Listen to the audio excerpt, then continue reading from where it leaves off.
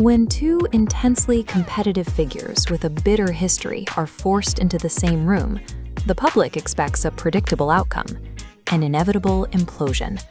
That was exactly the assumption when the Indiana Fever drafted Caitlin Clark and Raven Johnson to share their backcourt. This chart shows the immediate social media reaction to the pairing.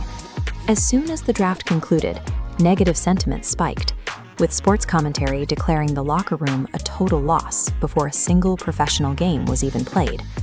Why were millions of fans so absolutely certain that these two rookies would destroy their own team from the inside out?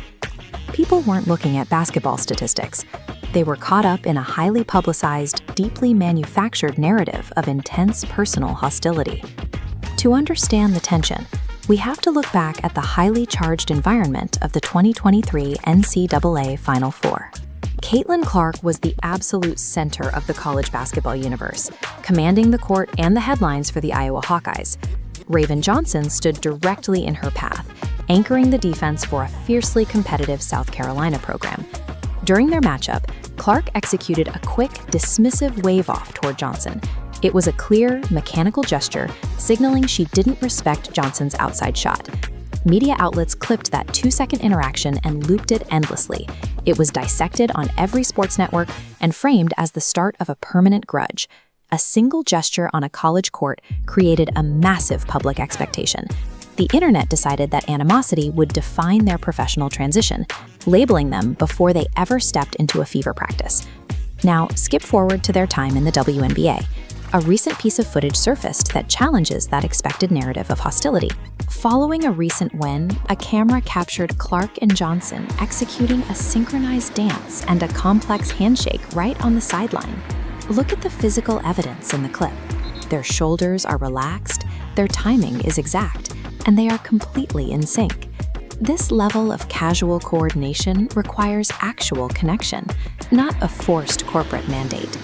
Compare this visual reality with the loud, toxic predictions the internet made just months earlier. These athletes operate on a high psychological frequency.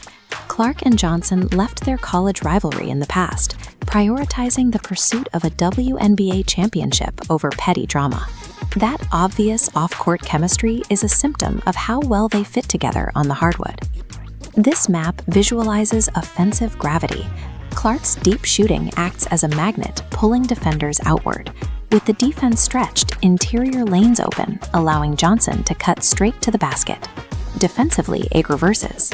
If Clark gets beat in space, Johnson provides immediate overlapping coverage. Think about a sequence where Clark drains a transition three on one end, and seconds later, Johnson forces a critical turnover on the other. These distinct skill sets multiply the Fever's overall effectiveness, turning the roster into a more complete basketball machine.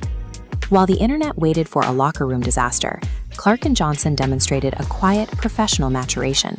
Firmly, the manufactured feud is over. By ignoring the outside noise, Clark and Johnson have secured a psychological advantage. They have turned external doubt into internal cohesion.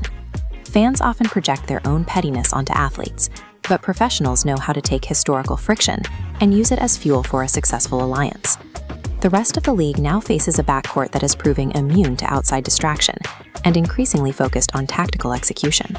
Clark and Johnson have transitioned from the league's biggest question mark into a partnership with significant scoring and defensive potential. Drop a comment below. How far can this synergy take the Fever? Make sure to hit subscribe.